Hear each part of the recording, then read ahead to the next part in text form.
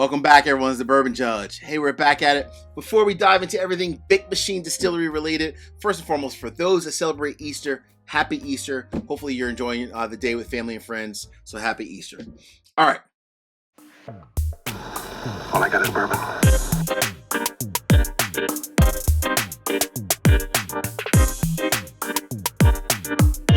Welcome back, everyone. It's the Bourbon Judge.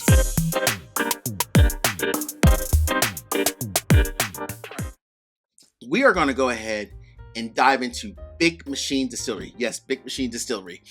When you think about this brand, this is one where, honestly, I rarely see it. The only time I see it is when I'm traveling, typically in Tennessee, but they're also available in a few states. So everything about Big Machine Distillery and Bruschetta Bourbon. So it was started back in like 2015. The Bruschetta brothers, who actually own the company, they actually acquired a small craft distillery. They took it over, and then obviously, Big Machine Distillery kind of evolved from there, if you will, right? So the Bruschetta brothers, you have Mark and Scott. A lot of people know Scott. Obviously, Scott is obviously like a music guru. The family, they own, a record label. They are heavy into the racing scene, so obviously they're very prominent from that standpoint as well. I think real estate, they do a little bit of everything. A very influential family in the Nashville area. A lot of people obviously know the Bruschetta family as a whole, and obviously Big Machine Records and all that, right? So from that standpoint, they wanted to start this brand up, and they started back in 2015. The cool thing about them is that there's actually two things. Number one, from a whiskey standpoint, everything goes under the Bruschetta Bourbon name. It doesn't go under like Big Machine. So everything is under the Bruschetta Bourbon name. They make 3 products. They're small batch, they're single barrel bourbon, and then also their like limited edition single barrel that's cask strength. So this is like the top of the line, and this is their small batch. So the only one we don't have today is just like a standard regular single barrel. All right. They also, which is pretty cool, they use a sweet mash process for everything. So what is that? That means that every time they're creating like a batch of whiskey from a distillation standpoint, they're using fresh grain, if you will. So all brand new corn, rye, blah, blah, and so forth in the mash bill. Cool. So that is definitely a little bit more expensive, but hey, I respect them for that. The other cool thing about Bruschetta Bourbon or Big Machine Distillery is the fact that they also use a pot still. So they don't use the column, they use a pot still, which, some people love pot stills, some don't. So be very interesting to see how their whiskey tastes. I've already opened this up, both of these bottles, so we can kind of go ahead and dive into them. Fortunately, unfortunately, it's kind of hard to find their whiskey if you think about it. It really is. As of right now, you can actually only find their whiskey in Florida, Tennessee, of course, obviously, Texas, Indiana, and Illinois. So just 5 states, but I know they're working to try to get their whiskey online and so forth. So we shall see. All right. We're going to start with the small batch. Obviously, we're going to review the small batch. Then we will review the single barrel cask strength limited edition race car bottle. So when you look at this one, from a branding standpoint, now this is a $300 bottle, so I'm hoping the whiskey matches the presentation.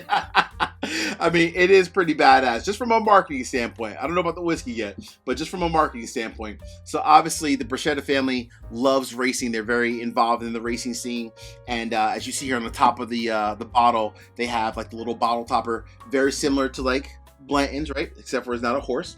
It's a race car, and it's exactly this one here. AJ Foyt's 1987 race car. So if you look on the inside of this, just look on the inside of this. Oh my goodness.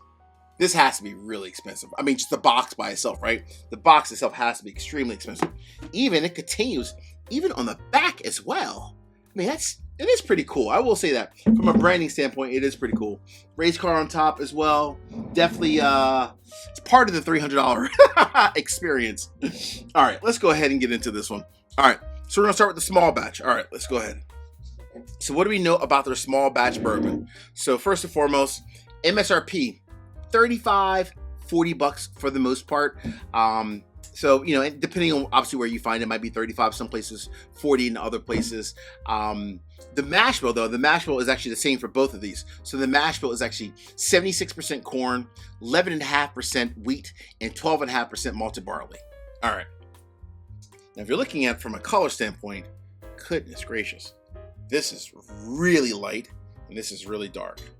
What is the proof on this one again? I forget. Oh, interesting. Wow. Okay. 80 proof. I have not sipped an 80 proof whiskey in quite some time. All right. Hey, that's all right. All good. It's an 80 proof bourbon. There we go. Okay. All right. Let's get into the nose real quick.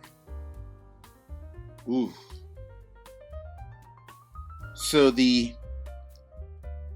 it's at 80 proof.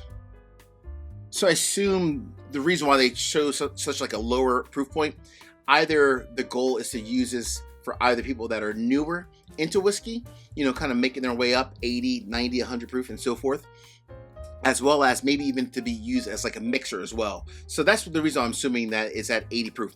Most times when you see a small batch, it's typically, not always, but it's typically 90 proof, maybe 100 proof. And then you allow the consumers, all of us, to kind of water it down a little bit by adding ice cubes if you're newer to whiskey, or if you just prefer your whiskey over the rocks, if you will. But they chose 80 proof, which is cool. Let's go get into this one real quick. So definitely has a lot of youth to it for sure. It has like a very like a grainy, there's not a lot of caramel. It's more like apple, a smidge of like a pear note as well. And then also like a, not like a wood, like a, like, you know, like from the barrel, not that. It's almost like a pure grain kind of a wood, if you will, right? Like if you kind of went and just, I don't know, took like a tree branch, like a true grain, not a charred wood, if you will, from a barrel. Very grainy. Hey, real quick, 3 quick easy favors. Number 1, hit the like button. Number 2, drop me a comment. Let me know your thoughts. Have you ever tried Big Machine Distillery? And if so, which product and what are your thoughts on it? Last but not least, please make sure you also subscribe to the channel and hit the bell so you get a notification each and every time I release new content. Cool? All right, here we go. Big Machine Distillery. Bruschetta Bourbon. Cheers.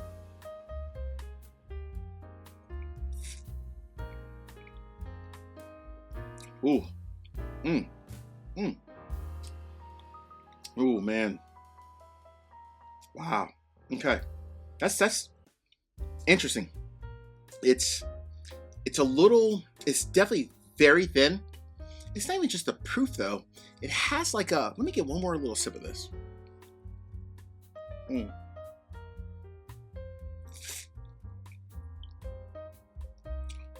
mean, you get a smidge, of the fruit. That's very youthful, very thin. Man, you know, honestly, I have to be honest with you, right? You guys know me on the channel, and I appreciate, again, Big Machine Distillery for sending these bottles over. I always appreciate that for sure. This is definitely, honestly, missing a little something. For me personally, this is a buy, do not buy, or leave it on the shelf. This is honestly, it's a do not buy. And you know, I want to be respectful of the brand. Honestly, I do thank them for sending over the sample bottles. But at 80 proof, I don't even know if it's so much the proof, to be honest with you. I think it's definitely a little bit of that because it's definitely very thin, mid palate, end of the palate. But it's very grainy, very youthful. It's missing a lot of like the traditional complexity of a really good small batch bourbon. My opinion, right? It's just me. If I'm Bruschetta Bourbon, Big Machine Distillery, what I would do personally, maybe have the proof point maybe be like 90 or 100, and then allow people to add, you know, ice to it and so forth. Always remember, you can always proof it down. You can't proof it up. That, and even take away the proof though, that's still missing something. Maybe it needs to be aged a little bit longer. I mean, it's non-age stated. It does say aged at least 4 years because it's, you know, per the TTB and so forth for them. So it's aged at least 4 years, but I don't know. It's missing a little something. Let me go back one more time. I just want to make sure. Just make sure.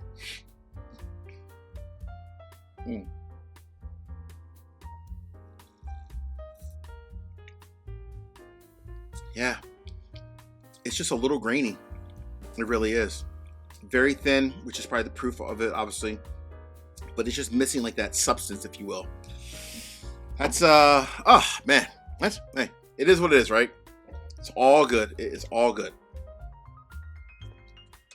Now we are going over to the limited edition, the highest, like the special release from them, 2024 release.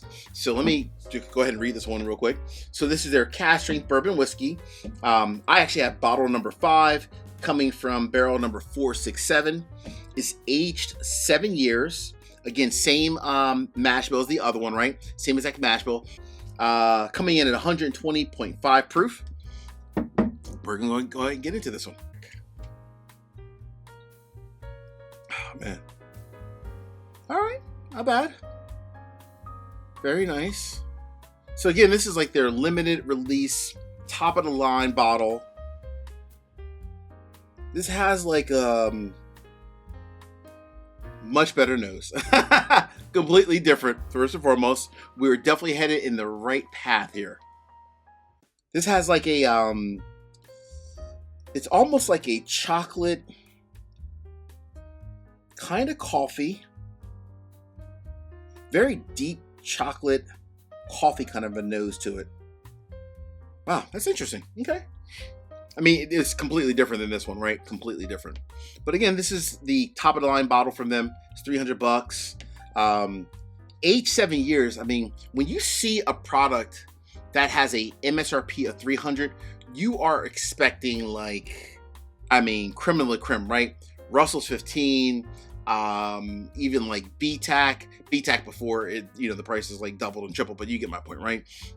But you're expecting like creme de la creme, right? Your Heaven Hill, 18, 19, 20. So $300 is a big price point, especially for a 7-year whiskey. So I'm hoping this is like just, everything you want it to be, right? And so forth. So hopefully it is. The nose is nice though. It's different. You don't get this nose often.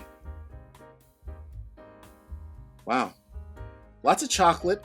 A little bit of coffee. Good influence of oak. Some caramel. Wow, very rich and just like bold in the nose. I actually like the nose a lot. And it even almost has like a what was there that like a little bit like an apple note. There's like some type of like a apple pear, like a fruit type of a note in there as well.